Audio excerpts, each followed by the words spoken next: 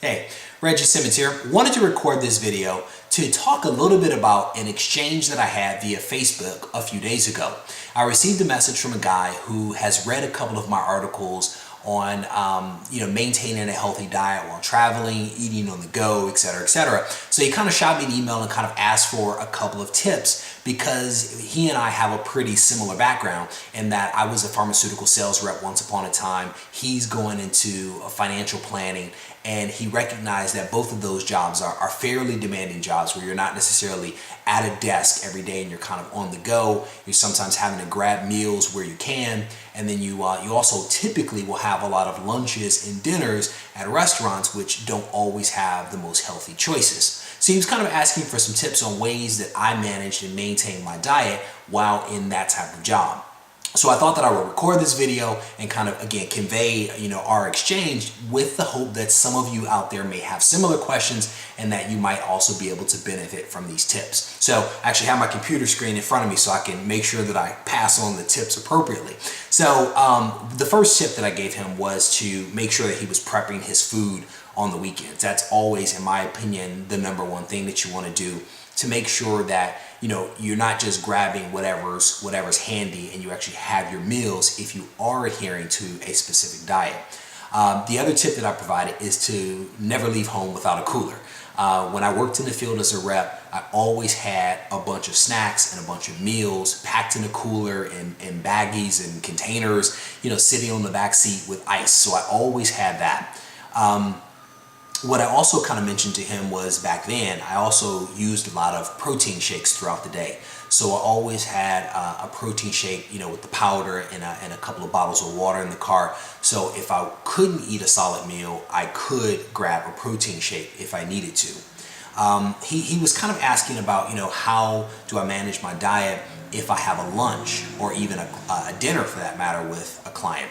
And kind of what I explained to him is that typically during my lunches, I was oftentimes presenting to an office, a couple of doctors, or even a few nurses. And so what I typically did was I actually had my meal before the lunch. That way I could make sure that I could actually, engage the doctors in a conversation without having to juggle, my plate and food and trying to carry on a conversation at the same time. So I would always have my meal in advance, either in the car or go into the doctor's office and actually, go into the kitchen area and have my meal.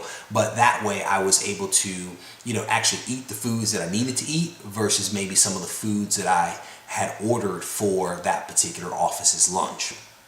One of the things that was also I spoke to him about was how I actually shared, what it was that I was trying to accomplish with my clients. I actually developed some pretty close relationships with most of my doctor's offices, and many of them were well aware that I had a specific diet that I was trying to follow and specific goals tied to that diet.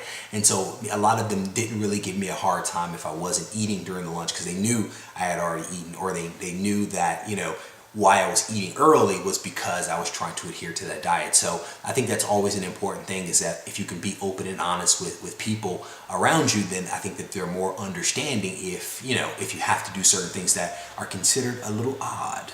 So we talked a little bit about dinner, and one of the things that I conveyed to him was I would oftentimes eat before even a dinner.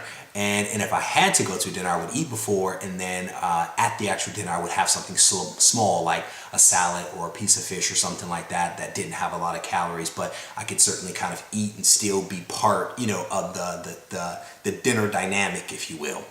I also recommended to him that if he had to go to a restaurant, that he try to pick a restaurant that he was familiar with.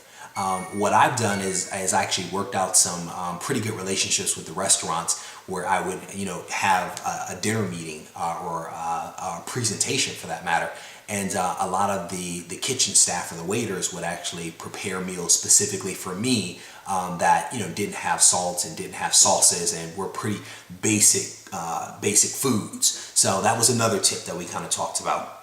And then the other thing I kind of share with him is kind of I've gone to the extreme in some cases of actually taking food into a restaurant and actually asking the staff there to actually cook it for me, or to even warm it up and bring it out with the rest of the food. That way, again, I can still be part of the dinner dialogue. So not sure if that that last tip is something that everybody can do. But again, just wanted to kind of pass on a few tips and pointers with the hope that it may help some of you out there. Take care.